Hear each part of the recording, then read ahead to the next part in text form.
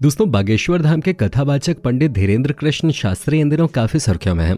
बागेश्वर महाराज नाम से प्रसिद्धि पा चुके धीरेन्द्र शास्त्री लोगों के मन की बात पढ़ने का दावा करते हैं। लोगों का विश्वास है कि अगर बागेश्वर धाम के दिव्य दरबार में एक बार अर्जी लग जाए तो किस्मत बदल जाती है।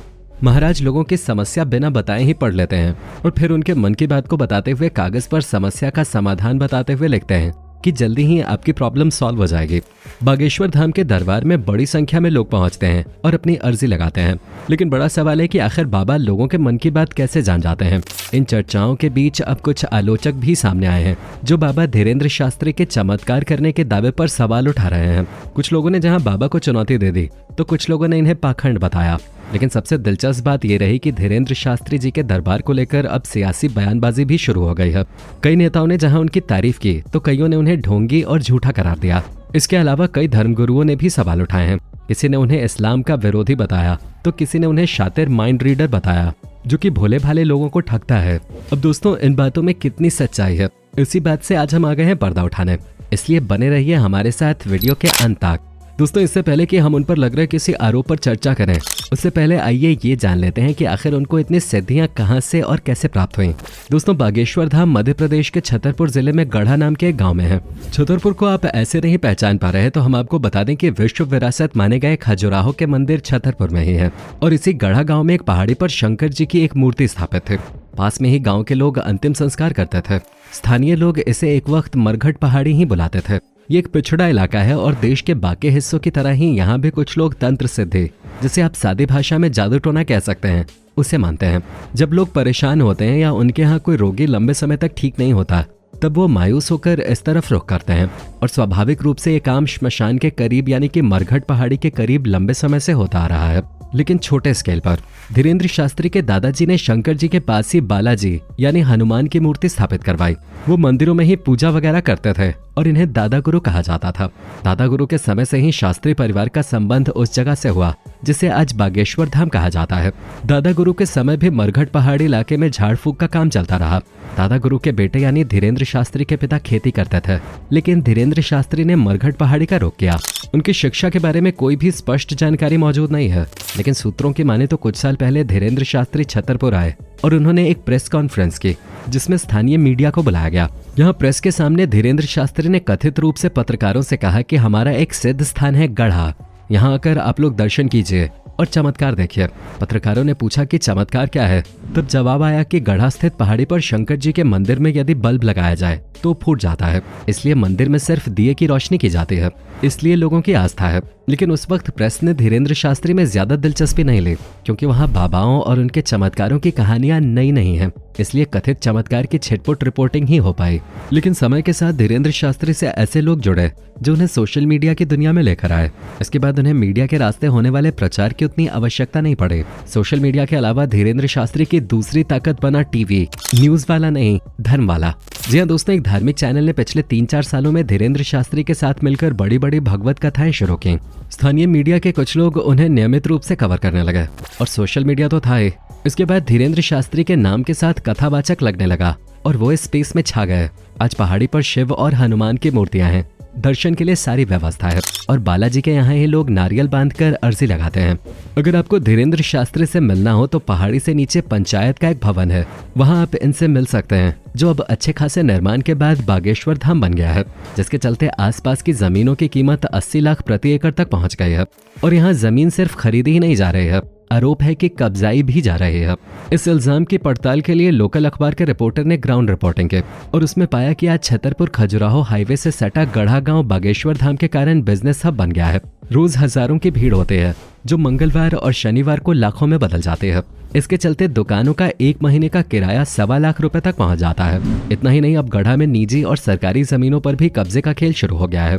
सीधा आरोप बागेश्वर धाम सरकार धीरेन्द्र कृष्ण शास्त्री और उनके सेवादारों पर है, लेकिन शास्त्री जी पर लोकल पुलिस में ऐसा कोई भी जबरन जमीन हड़पने का मुकदमा आज तक नहीं दर्ज हुआ है।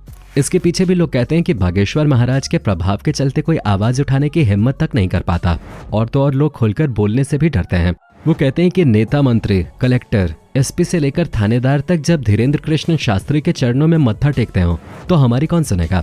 दोस्तों अब इस रिपोर्ट को साइड कर भी दें तो भी ये सच ही है कि बागेश्वर महाराज की पहुंच बहुत ऊपर तक है, क्योंकि उनके दरबार में एक से एक बड़े नेता और पुलिस अधिकारी आते हैं।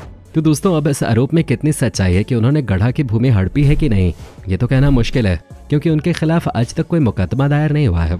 चलिए अब चलते हैं बागेश्वर महाराज पर लग रहे दूसरे आरोप पर। दोस्तों कुछ दिनों पहले धीरेंद्र शास्त्री का एक वीडियो वायरल हुआ। हम वीडियो आपको नहीं दिखा सकते क्योंकि उनका खुद का यूट्यूब चैनल है और हमें वो कॉपीराइट स्ट्राइक भेज सकते हैं। दरअसल उस वीडियो में कुछ ऐसा था कि धीरेंद्र शास्त्री अपने धाम में लोगों की परेशानियों के निवारण का भी दावा करते हैं और काफी संख्या में भक्त उनसे आकर परामर्श लेते हैं। इसी क्रम में एक व्यक्ति था, वो बागेश्वर धाम में धीरेंद्र शास्त्री से परामर्श लेने के लिए आया था। जैसे ही उसका नाम पुकारा जाता है वो तुरंत मंच पर आता है और आते ही महाराज धीरेंद्र के पैर छूने का प्रयास करता है और तब धीरेंद्र शास्त्री कहते हैं बस बस हमें छूना मत, अछूत आदमी है हम। थोड़ी देर में धीरेंद्र शास्त्री के एक सहयोगी आते हैं और उस व्यक्ति को शास्त्री से थोड़ा दूर करते हैं। ये वीडियो वायरल हुआ और कई लोगों ने इसे छुआछूत को बढ़ावा बताकर उनकी आलोचना की। जब बवाल हुआ तो 27 मई 2022 को बागेश्वर धाम सरकार ऑफिशियल नाम से चलने वाले ट्विटर हैंडल पे सफाई आई। इसमें लिखा गया कि एडिटेड वीडियो को डालकर भ्रामक प्रचार किया गया।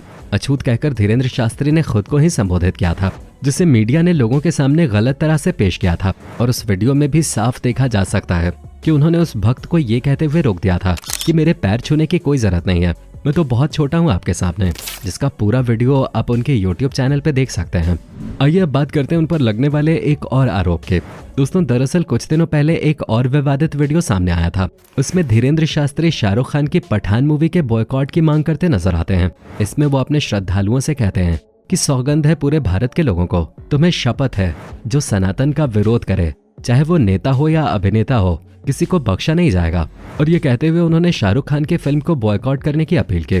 दोस्तों अब उन पर लग रहे इस आरोप पे आप ही फैसला लें, क्योंकि हमारी नजरों में तो उन्होंने सनातन धर्म के साधक होने के नाते कुछ भी गलत नहीं बोला, क्योंकि अगर इस तरह से हमारी धार्मिक आस्थाओं को अहित किया जाएगा तो हम भी इसके खिलाफ आवाज उठाएंगे ही।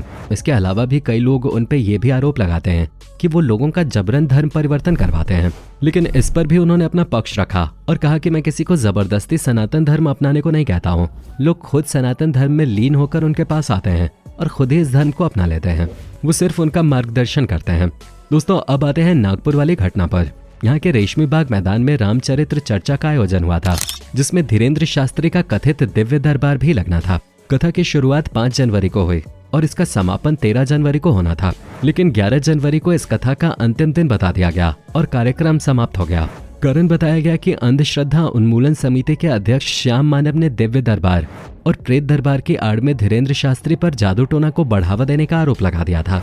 अब क्योंकि महाराष्ट्र में जादू टोने के खिलाफ कानून है, जिसे Maharashtra anti superstition and black magic act 2013 कहा जाता है, और अगर कोई इस नियम को तोड़ते हुए या जादू टोटके को फैलाते हुए मिला तो उसे कम से कम 5 साल की जेल हो सकती है। जिसके बाद समिति ने कहा कि वो उन लोगों के बीच दिव्य चमत्कारी दरबार लगाएं, और अगर वो ये दावा करते हैं कि वो सबके बारे में सब जान लेते हैं तो उनका सच बताएं। अगर वो उनके बारे में सच सच बता देते हैं तो वो उसे भेंट स्वरूप 30 लाख रुपए देंगे, और अगर वो ऐसा नहीं कर पाते हैं तो उन्हें वहीं की वहीं जेल हो जाएगी। लेकिन उस वक्त धीरेंद्र शास्त्री जी ने चैलेंज स्वीकार नहीं किया और अपना दरबार 11 जनवरी को ही खत्म कर दिया। जिसके बाद समिति की ओर से ये बात रखी गई कि धीरेंद्र शास्त्री सिर्फ और सिर्फ भोले भाले लोगों को ठगते हैं। वो सिर्फ एक तरह की माइंड रीडिंग वाली टेक्निक जानते हैं, जिसका फायदा उठाकर वो लोगों के मन की बात जान जाते हैं। खैर दोस्तों, अब ये आपके ऊपर है कि आप बागेश्वर धाम महाराज पर भरोसा करेंगे या नहीं। हमें कॉमेंट करके जरूर बताएं। धन्यवाद।